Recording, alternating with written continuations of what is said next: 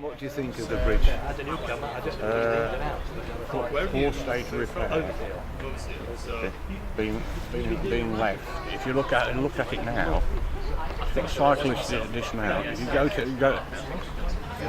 the other end of the viaduct here, there's notices up. It says no parking, no waiting, and this is how it was left by the county council with the remedial work. And it's just. If you walk on it now, there's weeds growing out of it, and we're supposed to walk under that. It needs tidying out. Yeah, the surface, the footpath surface. It was reported about 2 months ago. They come and put about 6 45 screws in with a washer. So have you noticed, as you've been commuting into Burton, that the surface has been getting worse and worse? Well, I mean, I think it was set up as temporary repairs, wasn't it? And I think through the footfall it gets anyway, it's certainly the surface of that bit has deteriorated recently. You can see it in individual parts where the metal's coming away. Yes, it is rusty in parts. There's some nasty bits by the pillars, even the pillars high up. I don't know what the ones in the river are going to be like. So it's what's happening underneath it that seems to be the concern, I think. Well, they've not been able to do anything yet because of their high water level, so they say. So, but they've promised that in June, when the water levels get lower, that they'll be able to do the repairs to the pillars. They hold the whole thing up. If they fall apart, then the bridge is in trouble. I mean, the whole viaduct across the Washingtons. I mean, with the current recent bad weather. I mean, it's not just this bit of it that potentially is an issue. Obviously, this is the and it is the national cycle route. It is important. The number of people who live in Stapenhill or South Derbyshire and come walking or cycling across the bridges. They promised to do they had actually put some money aside to do the pillars. Yeah, they did quite a lot of work on the. They haven't actually done the work because the river was too high. They've promised us now that it will be done in June. We can't do it at the moment because the river's too high. But we want to see back in the storm. That's Julian Mott.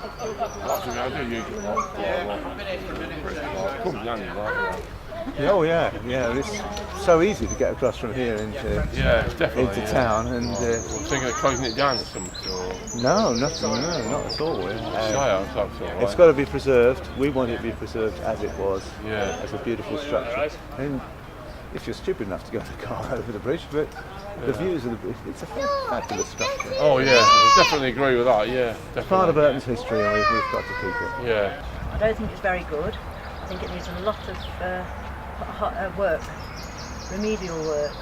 How often do you come down here? Quite a lot. I walk into town quite a lot, and I always walk over the Ferry Bridge, and have done since I've had my children in 1962. You don't look that old. 1962, that's 62 years. Gosh, yeah, so I've done this all the time, and everybody else. And I think the nice part about it is that it's the washlands, and in the summer everybody walks over here, everybody meets on here, and everybody knows it. So you can't go wrong, but I do think it's... When I came here on Wednesday, there were 2 canoers at 7 o'clock in the morning, canoeists, I think I should say. 2 canoeists paddling along here, and there were the cows and bulls in that field over there. It used to be showers. Just lovely. Yeah, it is a very nice place to be. The sun was reflecting off the bridge, and it just looked gorgeous. It's beautiful. Have you ever seen any of the pictures of the ferry at night and things like that on that Facebook one? They're beautiful photographs. This bridge, we've admired this bridge so much over the years. We've brought loads of people from Hull, from London to visit this bridge because we think it's just so important.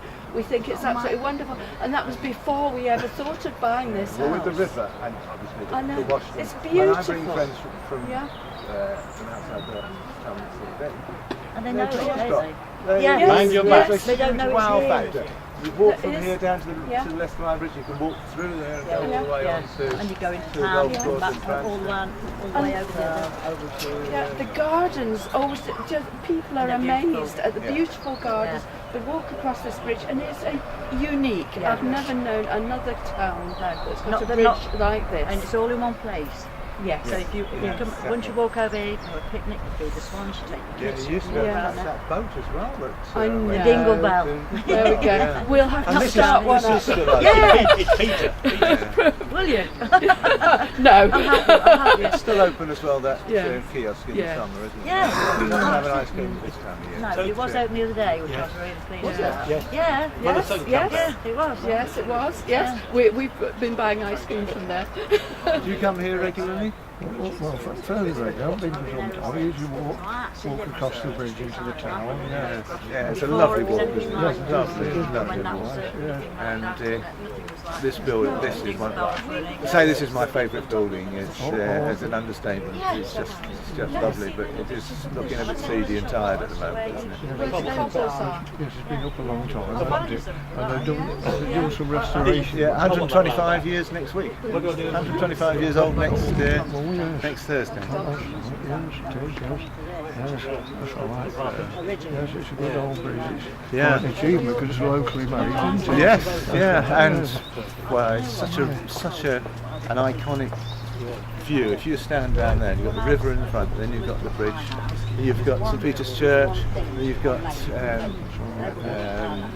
Stapenhill, and the water tower in the background. It's so beautiful, and it's green, and it's clean, and it's.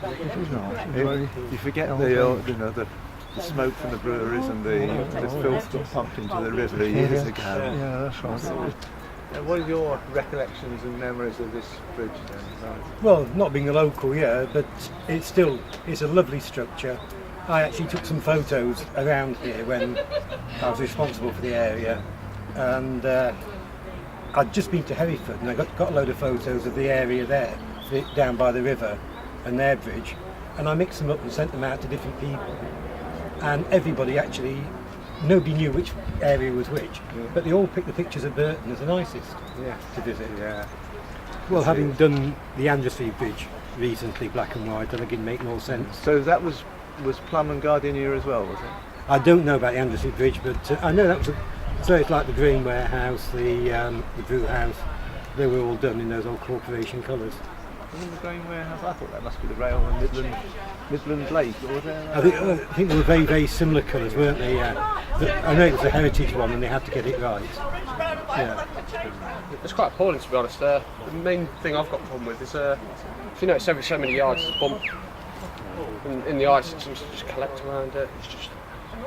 It can be quite annoying. It is a bit rusty. But yeah, it doesn't do us a lot of favours, but it's a nice thing that should be preserved and kept, isn't it? Yes. Burton's #1 landmark. Yeah. Links us to the breweries because it was paid for by Michael Bass. Oh, On the Bass really? Brewery. Oh, is that he where it came from. originated from? Yeah, because there literally used to be a ferry here, which is why it's called the Ferry Bridge. All right. There was a ferry here that came to go across to the other side. That's amazing, isn't it? And they decided they didn't want to do it, they wanted to do it instead, so they offered to pay them money. I suppose it would make it a lot more accessible and easier to people, wouldn't it?